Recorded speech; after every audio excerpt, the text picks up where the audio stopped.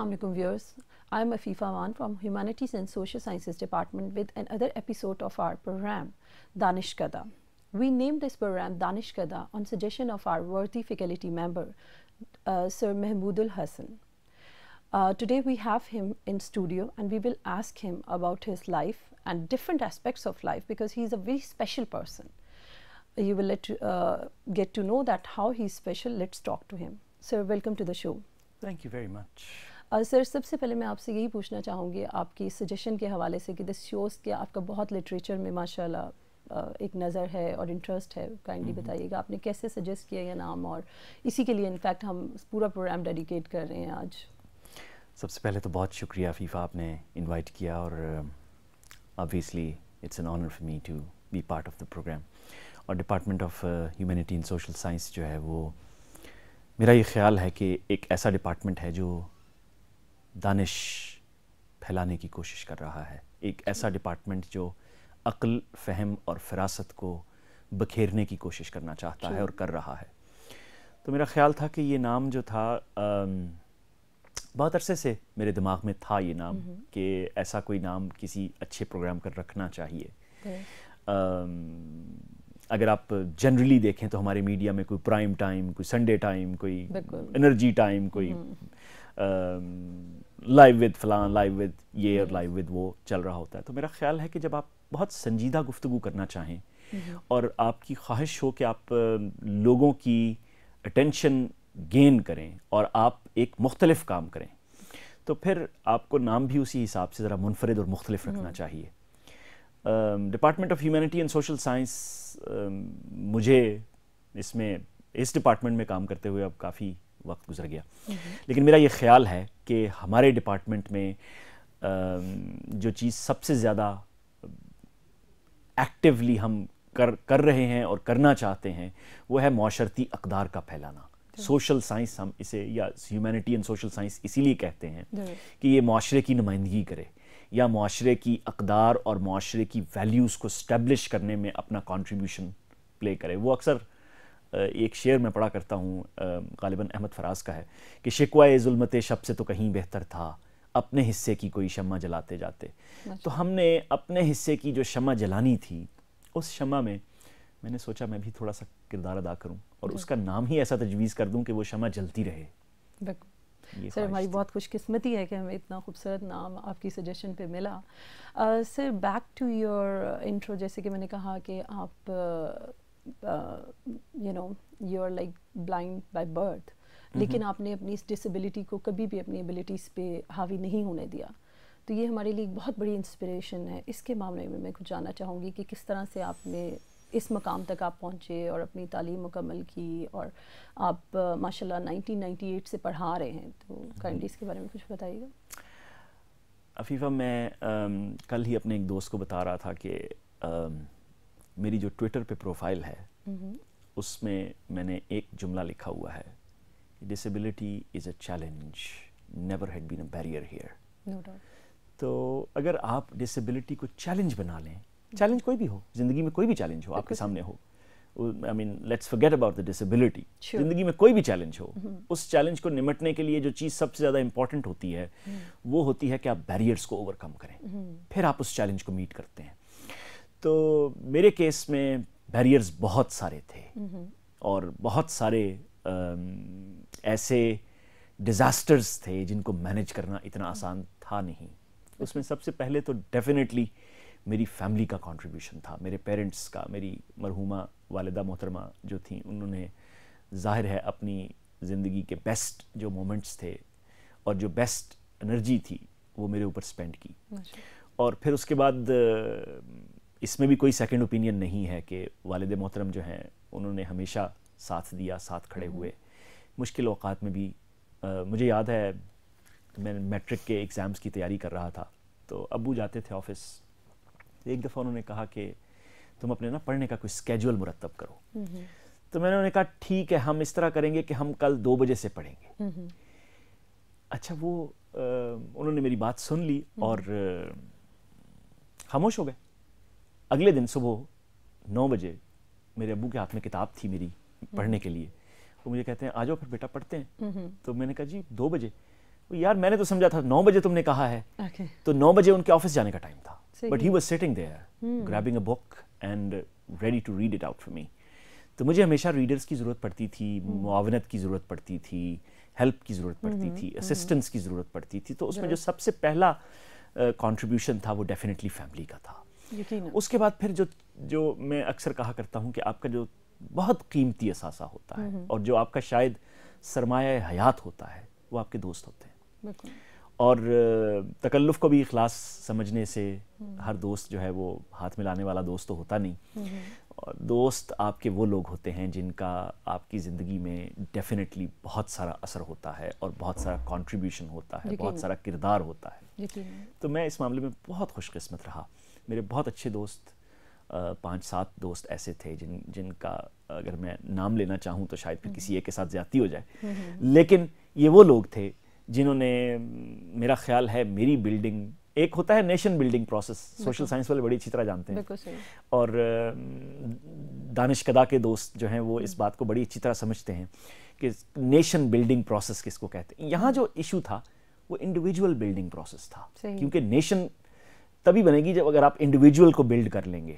تو اس ملک میں تقریباً 80 سے 85 لاکھ ڈسیبلڈ لوگ ہیں, اور ان کے اندر سے ایک شخص اگر زندگی میں کچھ کرنا چاہ رہا ہے اور اس کے پاس شاید حکومتی سطح پہ وہ سپورٹ نہیں ہے, ادارتی سطح پہ وہ سپورٹ نہیں ہے, اس طرح کے ادارے نہیں ہیں, اس طرح کی جامعات نہیں ہیں, یونیورسٹیز میں وہ کلچر نہیں ہے, ریڈنگ مٹیریل اویلیبل نہیں ہے, ایسی نان گورنمنٹل آرگنائزیشنز بھی کم از کم اگر میں 90 کی دہائی کی بات کروں تو نہیں تھیں جو بہت زیادہ سپورٹ کرتی ہوتی. تو ایسے موقع پہ جو واحد سہارا یا واحد کنٹریبیوشن آ سکتا تھا وہ انڈیویجولز کی جانب سے آ سکتا تھا, اور وہ انڈیویجولز تھے میرے یار, میرے دوست. بالکل جیسے آپ نے بتایا کہ آپ کے پیرنٹس نے بھی آپ کو بہت سپورٹ کیا, آپ کی فیملی بہت سپورٹیو تھی. سر آپ کیا سمجھتے ہیں کہ ہمارے جیسے کہ باقی معاشرے میں ہم ڈسیبل افراد کو دیکھتے ہیں, ان کی فیملی کی طرف سے بھی سپورٹ نہیں ہوتا, وہ معاشرے کی طرف دیکھتے ہیں, کچھ اپنے ظاہر ہے بے روزگاری کی وجہ سے مختلف کاموں میں لائک اگر پڑھے لکھے نہ ہوں تو یقیناً ایون ہم نے دیکھا ہے سڑکوں پہ بھیک مانگتے ہوئے بھی ایسے افراد کو, بہت بڑی تعداد. بالکل. تو سر یہ اس کو ہم کس طرح اس کا سدباب کر سکتے ہیں؟ دیکھیں, اس کا سدباب کرنے کے لیے میں سارا نزلہ تو حکومت پہ نہیں گراؤں گا, کیونکہ آپ یہ نہیں کہہ سکتے کہ حکومت ہی سارا کچھ کرے گی. لوگوں کو کرنا پڑے گا, اور لوگوں کو یہ سمجھنا پڑے گا کہ یہ لوگ اگر معاشرے کے اندر اپنی بنیادی رکنیت کو ثابت نہیں کرتے, یہ لوگ اگر اپنے زندہ رہنے کی وجہ تلاش نہیں کرتے, تو پھر لیٹ می سے کہ زندہ رہنے کا حق نہیں ہے. میں یہ نہیں کہہ رہا کہ I mean commit a suicide, no way, لیکن کہنا میں یہ چاہ رہا ہوں کہ آپ کو اپنے جینے کی کوئی وجہ تلاش کرنی پڑے گی. اور وہ قرآن نے کہا تھا کہ وما خلقت الجن والانس الا لیعبدون, میں نے انسان اور جن کو اپنی عبادت کے لیے پیدا کیا ہے. اور عبادت جو ہے وہ ڈیفینیٹلی صرف نمازیں نہیں ہوتی. بالکل صحیح. وہ اگر آپ لیٹس سے آپ یونیورسٹی میں ہیں, آپ کلاس میں ایک اسٹوڈنٹ کے طور پر کام کر رہے ہیں, پڑھ رہے ہیں کلاس میں, تو آپ کو ڈسپلن مینٹین کرنا ہے, آپ محو عبادت ہیں. اگر آپ ٹیچر ہیں تو آپ اپنی بیسٹ ایفرٹس کو ڈیلیور کریں, آپ محو عبادت ہیں. یہاں جو معاملہ ہے, یہاں معاملہ یہ ہے کہ یہاں آپ کے پاس میرا خیال ہے ایک گولڈن اپرچونٹی ہے ان تمام شہریوں کے پاس جو کہیں نہ کہیں سے کسی نہ کسی طرح کسی ویژولی یا فزیکلی چیلنجڈ آدمی کے ساتھ ایسوسیٹڈ ہیں یا اٹیچڈ ہیں, کہ وہ ایک بڑا خوبصورت موقع ان کے ہاتھ آیا ہے کہ وہ اس شخص کو اگر وہ سپورٹ فراہم کر دیں جو صرف فائنینشیل نہ ہو بلکہ سوشل سپورٹ ہو اور مورل سپورٹ ہو, تو شاید وہ ان افراد کو اس نیشن بلڈنگ پروسیس کا حصہ بنا کے کنٹریبیوشن اپنا دے پائیں گے. اور وہ لوگ جو ایسے کسی چیلنج کا شکار ہیں یا ایسی کسی ڈسیبلٹی میں مبتلا ہیں, وہ لوگ اگر اس بات کو سمجھ لیں کہ جیسے دس از 2018, تو اب اگر 2038 پہ چلے جائیں آپ, تو آج سے 20 برس بعد آج کا جو 10 سال کا بچہ ہے وہ 30 سال کا ہو جائے گا. اور 10 سال کا وہ بچہ اگر بصارت سے محروم ہے یا ویل چیئر یوزر ہے یا لیٹس سے کوئی اور ڈسیبلٹی ہے اس کو, اسپیچ امپیئرمنٹ ہے. 20 سال بعد 2038 کے اگر آپ فائنینشیل, سوشل اور جنرل سرکمسٹانسز کا ایک بظاہر چھوٹا سا ویو لیں تو آپ کو بڑے آرام سے یہ بات سمجھ میں آ جائے گی. آپ ماشاءاللہ پڑھی لکھی ہیں, جو پڑھے لکھے نہیں ہیں ان کو بھی یہ سمجھ آئے گی بات کہ 2038 میں شاید سچویشن اس سے کئی گنا مشکل ہوگی. بالکل صحیح. اور اپنی فائنینشیل مینجمنٹ اور اکنامک سٹرگل کو اور سوشل اسٹریچر کو بلڈ کرنے کے لیے اور مینٹین رکھنے کے لیے انسان کو آج سے زیادہ محنت کرنی پڑے گی. تو 2038 میں وہ جو 10 سال کا بچہ تھا جو اب 30 سال کا ہو گیا, اس کا بوجھ آپ نہیں اٹھا سکیں گے, اسے خود اٹھانا ہے. تو پھر آپ کیوں نہیں ایسا کرتے کہ آپ اپنے حصے کا کنٹریبیوشن دے دیں اور ان کو اتنا فیسیلیٹیٹ کر دیں کہ وہ آج سے 20 برس بعد اپنا بوجھ خود اٹھا سکے. تو میرا خیال ہے یہ ایک ملٹی ڈائمینشنل قسم کی اٹیمپٹس ہیں, ہمہ جہتی کام ہے جس کو مسلسل کرنے کی ضرورت ہے. 24 گھنٹے آپ کو اس پہ سپینڈ کرنے پڑیں گے, آپ کو اپنی پاس اویلیبل وقت میں سے کچھ وقت دینا پڑے گا, کچھ وسائل دینے پڑیں گے, کچھ نہیں تو کچھ سوچ دینی پڑے گی. پھر آپ اس کا حصہ اس سوسائٹی کو بلڈ کرنے میں سکسیسفل ہوں گے. سر, آپ کے ٹیچنگ کیریئر کے بارے میں پوچھنا چاہوں گی, آپ کس طرح سے اس طرف آئے اور 1998 سے ماشاءاللہ آپ پڑھا رہے ہیں, تو آپ کو اس میں یعنی اپنے کیریئر کو بنانے میں کن مشکلات کا سامنا کرنا پڑا اور آپ نے ان کو کس طرح سے اوور کم کیا, یا آپ کی کیا اچیومنٹس ہیں, یا آپ کہاں دیکھتے ہیں اس وقت کے اسٹوڈنٹس کو اور آج کی نسل کو؟ میں نے اپنی زندگی میں کوئی تیر نہیں مارا اور شاید نہیں, آپ ماشاءاللہ بہت بڑی انسپریشن ہے ہم سب کے لیے. میں یہ بات ضرور کہوں گی کہ ظاہر ہے کہ ایک شخص جو کہ اپنی ایبلٹی کو اپنی اسٹرینتھ بنا لے, اس سے بڑی بات تو کوئی نہیں ہو سکتی. Thank you very much, I am really honoured, that's a complement for me. میں نے ٹیچنگ کو ایز اے پروفیشن اڈاپٹ ہی نہیں کیا تھا. میں اسے ابھی بھی پیشن سمجھتا ہوں, اور میں نے اسے اگر کبھی پروفیشن سمجھا ہوتا تو پھر میرے پاس بہت سارے پیسے ہوتے. تو میں نے اسے ہمیشہ پیشن کے طور پر لیا ہے. میں نے پچھلے دنوں ایک بڑی شاندار تقریب اٹینڈ کی کچھ دن پہلے, اور اس تقریب کو اٹینڈ کرنے کے بعد مجھے اندازہ ہوا کہ اب تو 20 سال گزر گئے. ایک جس بیچ کو میں نے سب سے پہلے بیچ کو پڑھایا تھا ایک یونیورسٹی میں, انہوں نے اپنی 20 ایئرس کی سیلیبریشن کی ہوئی تھی, اور انہوں نے بلایا ہمیں بھی, وہ تمام ٹیچرز جو اس وقت وہاں ان کو پڑھایا کرتے تھے. تو اس وقت اندازہ ہوا کہ it's 20 years now. لیکن وہ بچے جو تھے جو اب اگر اس وقت 20 سال کے تھے تو اب 40 کے ہو گئے ہوں گے, اور 40, 41, 39, 42 کے ایج میں ہوں گے, وہ سارے بچے اگر فائنینشلی اسپیکنگ ہم سے بہت آگے نکل چکے تھے, اور ہم ٹیچنگ پہ وہیں کھڑے تھے. تو کچھ دوستوں نے یہ بات کی کہ یہ اسٹوڈنٹس جو ہیں ان میں سے کوئی اس وقت CEO ہے, کوئی کسی کمپنی کا مینیجنگ ڈائریکٹر ہے, کوئی. مجھے یہ احساس ہوا کہ میرا کنٹریبیوشن یہی تھا اور میں نے اپنا کنٹریبیوشن دے دیا. میں یہاں صرف پیسے کمانے کی مشین بن کے نہیں آیا تھا اس دنیا میں. میرا ایک آبجیکٹو تھا. میں ایک انسان کی بات کر رہا ہوں, صرف اپنی بات نہیں کر رہا. ایک آبجیکٹو لے کر آیا تھا. وہ آبجیکٹو اچیو کرنے کے لیے جو مجھے اویلیبل ریسورسز تھے اور اویلیبل آپشنس تھے, ان کو دیکھتے ہوئے I think I did the best. And اگر یہ فیلنگ آپ کو آ جائے تو دیٹ مینس کہ آپ کے یہاں کوئی ریگریٹ اور کوئی گلٹ نہیں ہے. ٹیچنگ کریئر کو بلڈ کرنا اور کہیں بہت اوپر نکل جانا اور کوئی بہت سینئر لیول کی پوسٹ گین کر لینا, وہ تو شاید میرے لیے ممکن نہیں رہا. اس میں بہت ساری چیزیں, مسائل تھے, بہت ساری آبسٹیکلس تھیں. لیکن میرا خیال ہے کہ میں نے اپنے حصے کا اپنا حصہ ضرور ادا کیا, اور میں اس پہ بڑا مطمئن ہوں الحمدللہ. یقیناً. اور being a teacher I think ہمارے لیے سب سے بڑا ریوارڈ ہمارے اسٹوڈنٹس ہوتے ہیں. جیسے آپ نے کہا کہ آپ نے ایسی ایک تقریب بھی اٹینڈ کی جہاں پہ آپ نے بچوں کو کہاں کہاں کس کس لیول تک پایا, تو یہ آپ کی کامیابی ہے بیسکلی. ڈیفینیٹلی. جب مجھے انہوں نے 1 منٹ دیا بولنے کے لیے, ایک شیلڈ دینے کے بعد, تو وہ 1 منٹ میں بھی میں نے یہی کہا کہ اب آج مجھے احساس ہو رہا ہے کہ ہم نے واقعی کچھ کیا ہے. بالکل. کیونکہ میں نے یہ نہیں سوچا کہ یہ لوگ آگے نکل گئے ہیں, میں نے یہ سوچا کہ اس کا مطلب ہے کہ ہم نے کچھ کیا تو یہ لوگ آگے نکلے. بالکل ایسا. اور الحمدللہ اس پہ اللہ کا شکر ادا کرنا چاہیے, اور اللہ کی اس خاص رحمت کو انجوائے کرنا چاہیے کہ یہ وہ لوگ تھے جو جب آپ بچے کو انگلی پکڑ کر چلنا سکھاتے ہیں تو اس وقت آپ نہیں سوچ سکتے کہ کل کو یہ کسی میراتھن میں حصہ لے گا. لیکن جب وہ بھاگ رہا ہوتا ہے 100 میٹر کی ریس میں, کیا نام تھا اس جوان کا جو ابھی پچھلے دنوں ریٹائر ہوا ہے, ایتھلیٹ, وہ حسین بولٹ شاید اس طرح کا کچھ نام تھا میرا خیال ہے, جو 100 میٹر کی ریس میں 9 پوائنٹ کچھ سیکنڈز میں دوڑتا ہے. وہ بچہ جب تھا 1 سال کا یا 1.5 سال کا, تو اس وقت ظاہر ہے وہ شاید اسی پرام میں یا واکر میں چلتا ہوگا, لیکن اس کا باپ بھی یہ نہیں سوچ پا رہا ہوگا کہ یہ کل دنیا کا ورلڈ ایتھلیٹکس چیمپئن بن جائے گا, لیکن ایک سٹیج پہ وہ بچہ تھا. تو اب اگر اس کے باپ سے پوچھا جائے تو وہ تو یہی سوچے گا نا کہ یہ میرا کنٹریبیوشن تھا کہ یہ بچہ جو ہے بڑا ہوا. اور میں نے ایک جگہ پڑھا تھا عفیفہ, اور میرے یہ چیز بہت کام آئی, ہمیں چھوٹی چھوٹی باتوں کو انجوائے کرنا سیکھنا چاہیے, بڑی خوشیوں کا انتظار نہیں کرنا چاہیے. یقیناً سر, ہم واپس اسی موضوع سے بات سٹارٹ کریں گے. ابھی ہم ایک چھوٹے سے بریک پہ جائیں گے. ناظرین ہمارے ساتھ رہیے گا, ایک چھوٹے سے بریک کے بعد ہم واپس آتے ہیں.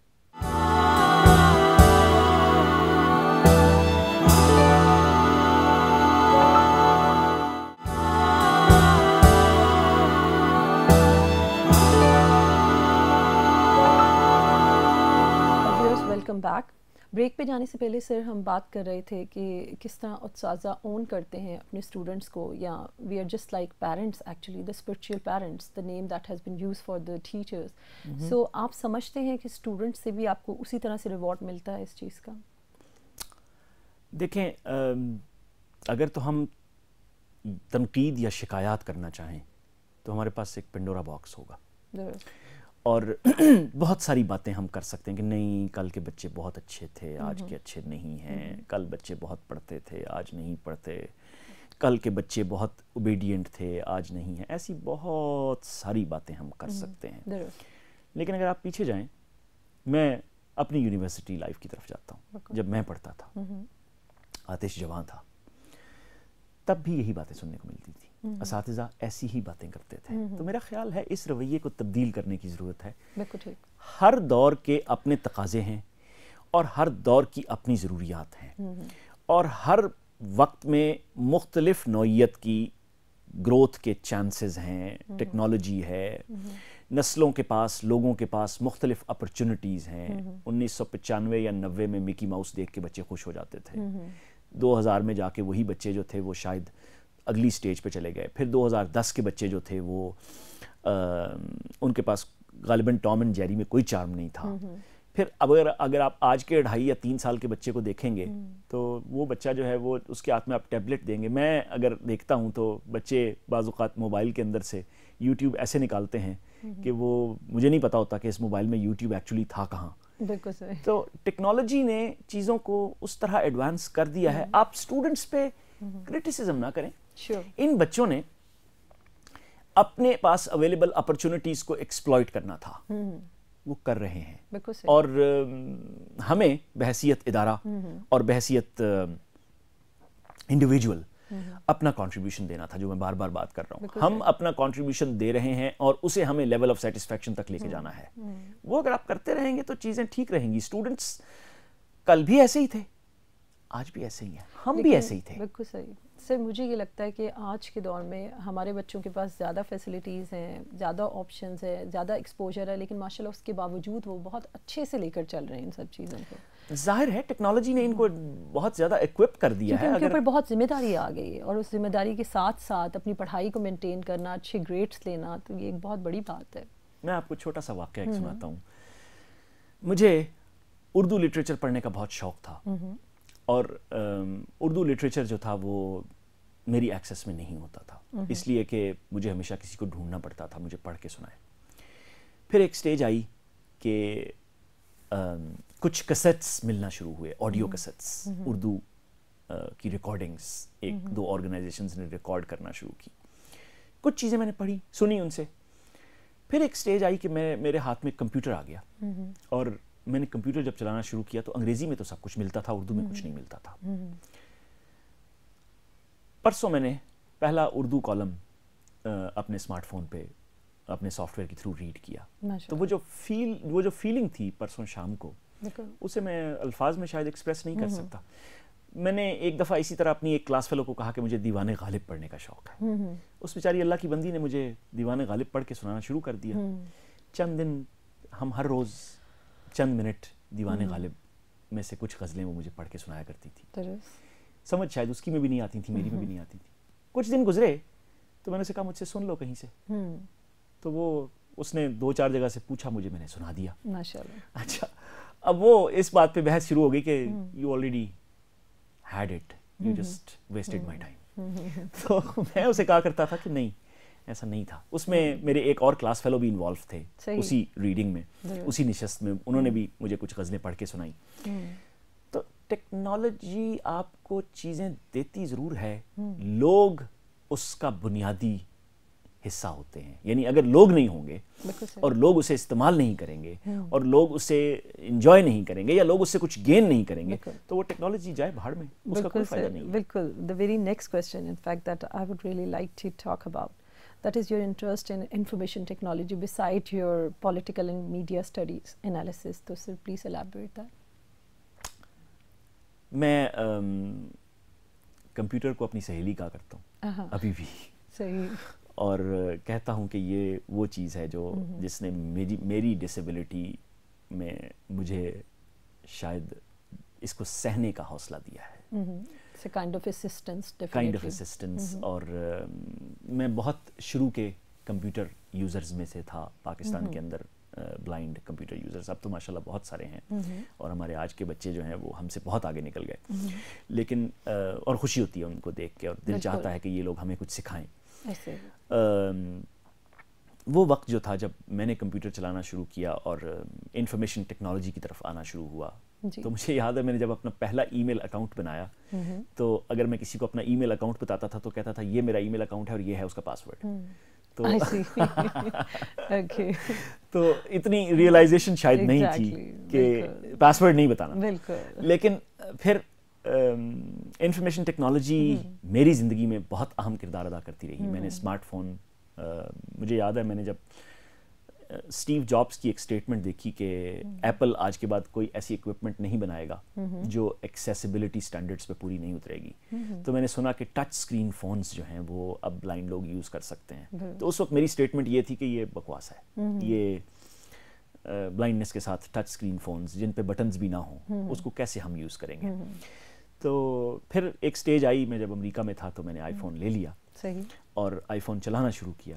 اب اگر آپ مجھے وہ بٹنز والا فون دے دیں گے نا تو مجھ سے نہیں چلے گا. تو ٹیکنالوجی آپ کو ایکوپ ضرور کرتی ہے اور موقع دیتی ہے کہ آپ اپنی سکلز کو ٹیسٹ بھی کریں اور سکلز میں اپنے آپ کو پالش بھی کریں, اپنے آپ کو ریفائن بھی کریں. مجھے ایکسیسیبل ٹیکنالوجی نے بہت کچھ دیا, right from reading the short stories to surfing the web. میں دن میں کم از کم 15-20 مرتبہ ٹویٹر دیکھتا ہوں اور فیس بک تو خیر اتنی شدت سے نہیں دیکھتا لیکن پھر بھی 2-4 دفعہ ضرور کھولتا ہوں, اور ٹویٹر کم از کم 20 مرتبہ ضرور دیکھتا ہوں. ایک سٹیج تھی کہ مجھے BBC سنے بغیر نیند نہیں آتی تھی. میں اس وقت ریڈیو لسنر تھا, لیکن پھر وہ ریڈیو وہ چور چوری سے جاتا ہے, ہیرا پھیری سے تو نہیں جاتا. تو اب وہ ریڈیو کی جگہ جو ہے وہ کمپیوٹر نے لی, اس میں بھی آڈیو آ گئی. اور کمپیوٹر پہ بھی میں ابھی بھی دن میں اگر 10-15 مرتبہ خبریں نہ دیکھوں تو وہ خبریں میں ہیڈ لائنز ہی کوئکلی BBC.com پہ یا Dawn.com پہ یا کہیں بھی جا کے دیکھ لیتا ہوں اور میری تسلی ہو جاتی ہے, حوصلہ ہو جاتا ہے کہ ٹھیک ہے دنیا چل رہی ہے. تو انفارمیشن ٹیکنالوجی نے مجھے تو بہت زیادہ انوالو کیا اپنے اندر, بلکہ اٹیچ کیا اپنے ساتھ. مجھے محبت ہو گئی اپنے ایکسیسیبل ایکوپمنٹس کے ساتھ. دنیا بہت آگے نکل گئی عفیفہ. ہم لوگوں نے ایکسیسیبلٹی, اسسٹو ٹیکنالوجی اور اڈیپٹیو ٹیکنالوجی پہ کام نہیں کیا جو ہمیں اب سرکاری, غیر سرکاری, نجی اور اجتماعی سطح پہ کرنا چاہیے. ہمیں ان ایکوپمنٹس کو اویلیبل کرنا چاہیے, ایکوپمنٹس کی ٹریننگ اویلیبل کرنی چاہیے, ہمیں اویئرنیس کا لیول مینٹین کرنا چاہیے. اب میں پچھلے دنوں پڑھ رہا تھا کہ کسی نے ایک سفید چھڑی بنائی ہے جس کے اندر سینسرز ہیں جو آپ کو بول کے بتائے گی کہ واٹ آبسٹیکل از اہیڈ. تو آپ کو چیزوں کو اب ڈفرینٹ, میں نے جب باہر جانے کا اتفاق ہوا تو ٹاکنگ مائکرو ویوز بھی دیکھے جن کو میں خود ایزیلی آپریٹ کر سکتا تھا. پھر ایسی کوکنگ رینجز دیکھیں جن کو میں نے خود کیک بنایا, پیزا بنایا. For the visually challenged people equipments تیار کیا جاتا ہے. آپ کے ہاں جو ایشو تھا, میرا یہ انفارمیشن ٹیکنالوجی اسی لیے ایریا آف انٹرسٹ بنا کہ جو اسسٹو ٹیکنالوجی تھی یا جو اڈیپٹیو ٹیکنالوجی تھی یا جو ایکسیسیبلٹی ریلیٹڈ ٹیکنالوجی تھی اس میں دنیا بہت آگے نکلی. ٹاکنگ تھرمامیٹرز کا میں نے 1990s میں پڑھا تھا, پاکستان میں ابھی بھی نہیں ہے. تو بہت سارے دیگر ایکوپمنٹس جو اسسٹنٹ دے سکتے ہیں. جیسے میں آپ کو ایک مثال دیتا ہوں. میں ایک ایکسیسیبل اسٹور پہ گیا کولوراڈو میں, Denver, United States of America میں, جہاں سارے ایکوپمنٹ ایسے تھے جو اسپیشل ایکوپمنٹس تھے. تو اس میں ایک جو میں نے وہاں پہ جو خاتون موجود تھی سیلز گرل, اس سے پوچھا, میں نے کہا سب سے زیادہ کیا بکتا ہے؟ تو وہ کہتی ہے کلر آئیڈینٹیفائر. تو میں نے کہا واٹ از دیٹ؟ تو اس نے مجھے دکھایا, وہ چھوٹی سی ایک میری انگلی سے ذرا سی بڑی ڈیوائس تھی جس کو آپ جس چیز کے سامنے رکھتے تھے وہ بتاتی تھی بلیک, وائٹ, بلو, گرین, ریڈ. اچھا, اور وہ $850 کی تھی. And it was a pretty expensive device. اور لوگ, خاص طور پر خواتین, ظاہر ہے انہوں نے خریدنی ہے. تو یعنی کوئی اگر کسی ڈسیبلٹی کا شکار ہے اور وہ خاتون ہے, تو وہ اب اگر لپسٹک لگانا چاہ رہی ہے تو اس کو بھی اتنا ہی حق ہے کہ اسے پتا چلے کہ میں کون سے کلر کی لپسٹک لگا رہی ہوں, اور جتنا حق ایک عام خاتون کو ہے یا عام انسان کو ہے. تو پھر میں نے دیکھا, وہ یہ میں بات آپ کو سنا رہا ہوں 2013 کی یا 12 کے اینڈ کی. پھر میں نے دیکھا کہ اب ہمارے تمام اسمارٹ فونز میں وہ کلر آئیڈینٹیفائر ایپ فری میں موجود ہے. جب مجھے ضرورت پڑتی ہے تو میں بھی کبھی کبھار اپنا شوق پورا کر لیتا ہوں کہ یہ فلاں چیز کون سے کلر کی ہے. تو ٹیکنالوجی نے بہت زیادہ ایڈوانس کیا ہے, سکھایا ہے. آپ کے ہاں لیول آف اویئرنیس نہیں ہے. میرا جو ایریا آف انٹرسٹ ہے انفارمیشن ٹیکنالوجی, وہ صرف اپنی ذات تک محدود نہیں ہے. میری خواہش ہے کہ میں اس لیول کو اسپریڈ کروں اور آواز بنوں ان لوگوں کی, اور دوستوں تک یہ آواز پہنچاؤں کہ یہ ٹیکنالوجی آپ کو اسسٹ کر سکتی ہے. آپ چیزوں کو بہت کچھ گین کر سکتے ہیں, آپ سیکھ سکتے ہیں, پڑھ سکتے ہیں ٹیکنالوجی کا پازیٹیو یوز کر کے. یقیناً. سر, دوسرا جو حصہ تھا میرے پچھلے کویسچن کا ہی, اسی پہ میں واپس آؤں گی کہ آپ کی media and political studies analysis کے بارے میں آپ کچھ بتائیے گا. سیاست اوڑھنا بچھونا رہا ہمیشہ, اور سیاست دان نہیں بن سکے اور نہ ہی کوئی شوق تھا. لیکن سیاست کو پڑھنا دلچسپی تھی, اور انٹرنیشنل افیئرز, انٹرنیشنل ریلیشنز اور انٹرنیشنل پالیٹکس میں بہت ڈیپ انوالومنٹ تھی. میں جب 10-11 برس کا تھا تو مجھے شاید اس وقت بھی زمبابوے کے فائنانس منسٹر کا پتا تھا کہ وہ کون ہے. وہ اصل میں بہت زیادہ ریڈیو سنتا تھا اور خبریں بہت زیادہ سنتا تھا. نیوز بلیٹنز شاید زبانی بھی یاد ہو جایا کرتے تھے. تو سیاست سے دلچسپی تو تھی, اس کے تجزیہ کرنا, اس کو پڑھنا, اخبار اگر کبھی موقع مل جاتا تھا, میرے والد محترم پڑھ کے سنا دیا کرتے تھے یا کوئی اور دوست. تو اخبارات سے اور میڈیا سے اٹیچمنٹ تو تھی. سوشل میڈیا سے تو اب جا کے ہوئی, لیکن الیکٹرانک میڈیا سے ہمیشہ سے تھی. تو کچھ جگہوں پہ موقع ملا مجھے پولیٹیکل اسٹڈیز کو انالائز کرنے کا بھی. پھر اس پہ ستم یہ کہ جب میں نے پڑھانا شروع کیا تو وہ مضمون بھی مطالعہ پاکستان تھا, تو پھر وہ سیاست ہی اس کا جو مین فوکل پوائنٹ تھا وہی رہا. تو بچوں کے ساتھ بھی گفتگو کرتے وقت اگر میں کبھی قائد اعظم کے 14 نکات بھی ڈسکس کر رہا ہوں تو وہ کہانی آج کی سیاست پہ چلی جاتی ہے. صحیح. تو وہ آف دا ٹریک ہوئے بغیر کوشش کرتا ہوں کہ کرنٹ افیئرس کے ساتھ ہسٹری اور سویلائزیشن کو اٹیچ کیا جائے اور پولیٹیکل اسٹڈیز کو انالائز کیا جائے. Politics of Pakistan and surroundings, current affairs. مجھے وہ لوگ بہت برے لگتے ہیں کہ اگر آپ کسی سے پوچھیں کہ اچھا یہ فلاں مسئلہ ایسے ہے, آپ کا کیا خیال ہے, اور وہ کہے کہ نو آئیڈیا. کیونکہ نو آئیڈیا جو ہے وہ کسی حیوان کا ہو سکتا ہے, انسان کا نہیں ہونا چاہیے. اس دنیا میں رہتے ہوئے آپ بالکل ان ٹچ نہیں رہ سکتے, اسپیشلی کرنٹ افیئر سے اور میڈیا کے ہوتے ہوئے. ظاہر ہے میڈیا جس میں آپ کے پاس آپ کے ملک میں 35-40 نیوز چینلز ہیں, اور میں I would exploit this opportunity کہ BUTV ایک اچھی بہت خوبصورت آغاز ہے, اور ہم سب ڈپارٹمنٹس کو اس میں موقع دیا گیا ہے کہ میڈیا میں بچے اپنے آپ کو ایکسپیریمنٹ کریں, اپنے آپ کو پالش کریں, اپنے آپ کو گرو کریں. تو پولیٹیکل اسٹڈیز جو ہے وہ تو ظاہر ہے میرا ایریا آف انٹرسٹ تھا. پالیٹکس میرا ایریا آف انٹرسٹ تھا. وہ کسی نے بڑا خوبصورت شعر تھا جو یہاں موقع پہ شاید بہت زیادہ مناسب نہیں ہے, لیکن میں باز نہیں آؤں گا. وہ کسی نے کہا تھا کہ کی محبت تو سیاست کا چلن چھوڑ دیا ہم نے, ہم اگر پیار نہ کرتے تو حکومت کرتے. تو سیاست جو ہے اس کے ساتھ تو اٹیچمنٹ رہی ہے اور ہمیشہ رہی ہے اور رہے گی. اور ہمارے ہاں ایک اور بڑی دلچسپ ڈیولپمنٹ ہے کہ ہمارے ہاں سیاست بڑی تیزی سے اوپر نیچے ہوتی ہے. صحیح. اور بہت تیزی سے بیوروکریسی, ملٹری, سویلینز, ان سب کے اپنے اپنے ایریاز ہیں. تو بغیر ہم اپنی پالیسی کو توڑے میں اس سوال کو آپ کے کنکلوڈ یہاں کروں گا کہ سیاست کے بغیر یا سیاست پہ تبصرہ کیے بغیر یا سیاست کے بارے میں سوچے بغیر اپنا تو گزارا نہیں. بالکل صحیح. Sir again I really like to ask you about the modern technology, کہ آپ نے جیسے اپنے حوالے سے بیان کیا کہ ماڈرن ٹیکنالوجی نے کس طرح سے ایک چینج لایا, ریولیوشنائزڈ ان فیکٹ کر دیا پورے آپ کے جو اوور آل آپ کی جو روٹین تھی اس کو.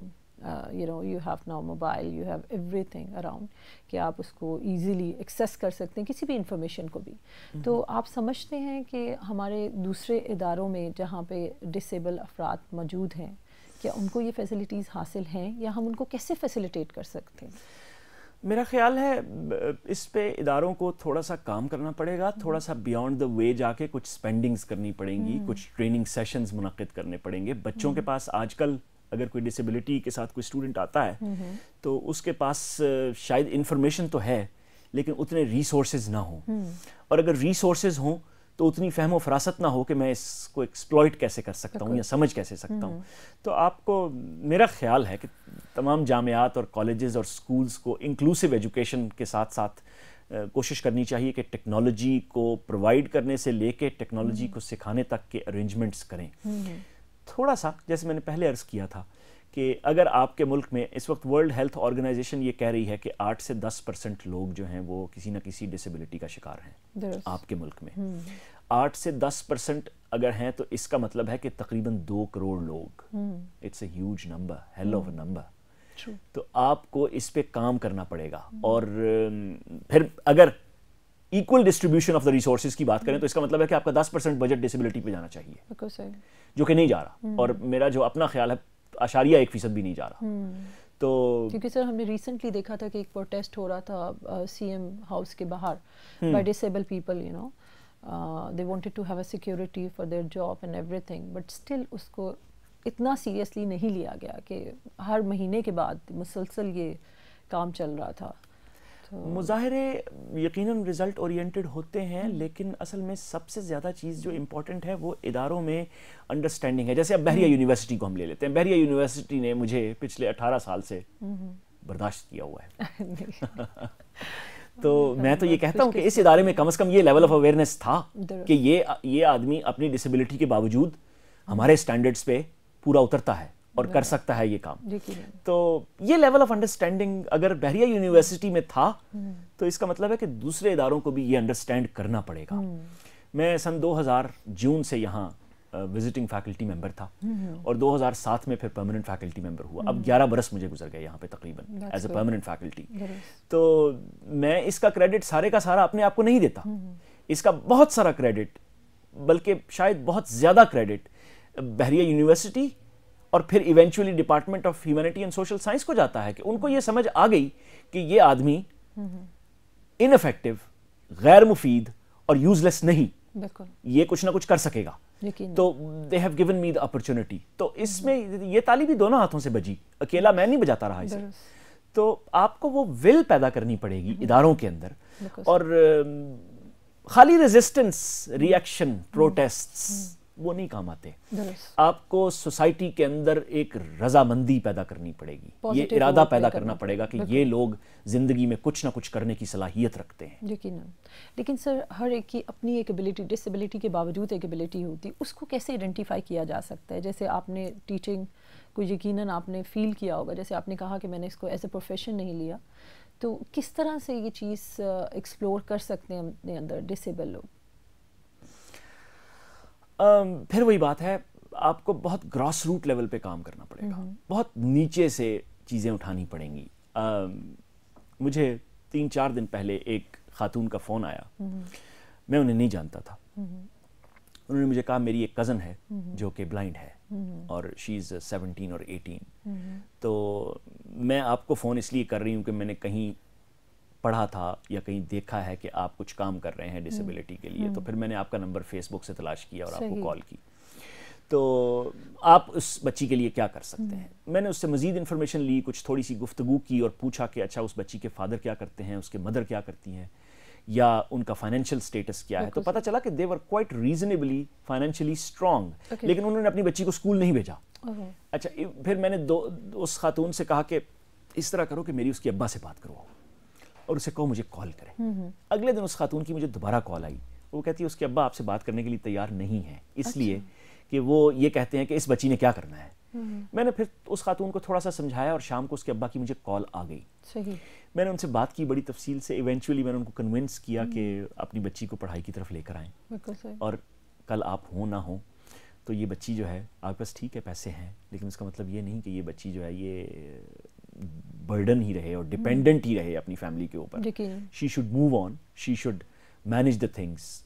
تو یہ وہ ایفرٹس ہیں. محمود الحسن خلیل اکیلا کتنے لوگوں سے یہ بات کر سکے گا؟ اس کے لیے معاشرے کو لیول آف اویئرنیس بلڈ کرنا پڑے گا, اور معاشرے کے اندر وہ انڈرسٹینڈنگ بلڈ کریں. میں اپنے تمام اساتذہ دوستوں سے یہ درخواست کروں گا, بحریہ یونیورسٹی کے بھی اور دیگر اداروں کے بھی, کہ آپ لوگ جب کہیں کلاس روم میں گفتگو کر رہے ہوں, اگر آپ انٹرپرینورشپ پڑھا رہے ہیں, آپ کارپوریٹ سوشل رسپانسبلٹی پڑھا رہے ہیں, آپ میڈیا اسٹڈیز پڑھا رہے ہیں, آپ کچھ بھی پڑھا رہے ہیں, سیاسیات پڑھا رہے ہیں, آپ کو اپنے لیکچرز میں 35 یا جو آپ 40 گھنٹے 42 گھنٹے صرف کرتے ہیں ایک سیمسٹر میں بچوں کے اوپر, اصولاً تو اگر آپ 40 گھنٹے صرف کرتے ہیں تو اس میں 4 گھنٹے ڈسیبلٹی کا رائٹ ہے, کیونکہ 10% پہ ہم پہلے تقریباً متفق ہیں, لیکن آپ 1 گھنٹہ تو صرف کریں نا. اپنے 40 گھنٹوں میں سے 1 گھنٹہ spend it for the people with disabilities.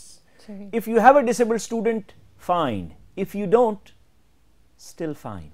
Spend an hour on creating awareness among the society and the younger people of this nation. انہیں بتائیں کہ یہ بچے کچھ کر سکتے ہیں. آپ کارپوریٹ سوشل رسپانسبلٹی کی مثال میں نے جان بوجھ کر دی. یہ مثال میں اکثر کلاسز میں بھی دیا کرتا ہوں. میک ڈونلڈس کا جو ڈرنک ہے, سافٹ ڈرنک, اس کے ڈھکن کے اوپر کبھی آپ نے دیکھا کچھ ڈاٹس بنے ہوتے ہیں, نوٹ کیا کبھی آپ نے؟ وہ ڈاٹس کیا ہیں؟ وہ بریل ہے, which is readable for the blind. Exactly. And یہ ہے corporate social responsibility. Corporate social responsibility یہ ہے کہ آپ کوئی چیز بنائیں تو اسے equally accessible کر دیں for the people with disabilities. تو آپ کو یہ بچوں کو بتانا پڑے گا کہ چیزیں ڈفرینٹ ہیں, اور ڈسیبلٹی چیلنج ہے, بیریئر نہیں ہے, جیسے میں نے پہلے کہا تھا. تو اس ماڈرن ٹیکنالوجی کو استعمال کرتے ہوئے ان ڈسیبلڈ لوگوں کے پرابلمس کو آئیڈینٹیفائی انہیں خود بھی کروائیں اور آپ بھی کریں, تاکہ یہ معاشرے کا مفید شہری بن سکے. اگر جیسے میں نے پہلے عرض کیا تھا 20 برس بعد آج کا 10 سال کا بچہ جب 30 سال کا ہو چکا ہوگا اور وہ معاشرے پہ ایک بے روزگار شہری کی صورت میں بوجھ بن چکا ہوگا, تو وہ معاشرے کے لیے زیادہ ایکسپینسو سٹیزن ثابت ہوگا. آپ اس کی پرائس کو نیچے لائیں, اس کم خرچے میں اسے انڈیپینڈنٹ بنائیں. بہت شکریہ سر. بہت سے اور کوسچن تھے جو کہ آپ سے یقیناً میں پوچھنا چاہتی تھی, لیکن وقت کی کمی کی وجہ سے ہم اس کو یہیں پہ اینڈ کریں گے, اور انشاءاللہ امید ہے کسی اگلی نشست میں آپ سے مزید سوال پوچھیں گے. بہت شکریہ آپ تشریف لائے. میرے لیے اعزاز. Thank you very much. Thank you very much viewers for staying with us. Hope to see you next week. Take care. اللہ حافظ.